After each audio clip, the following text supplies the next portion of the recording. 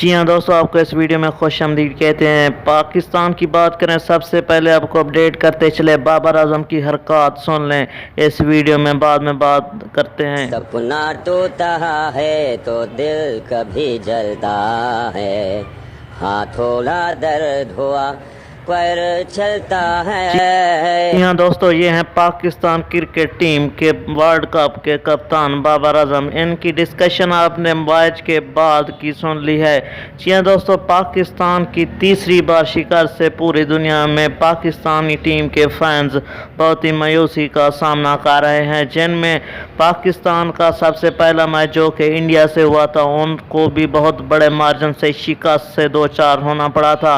उसके बाद न्यूजीलैंड, उसके बाद इंग्लैंड और इसके बाद अफगानिस्तान, जो कि सबसे पाकिस्तान का बड़ा हरीफ है।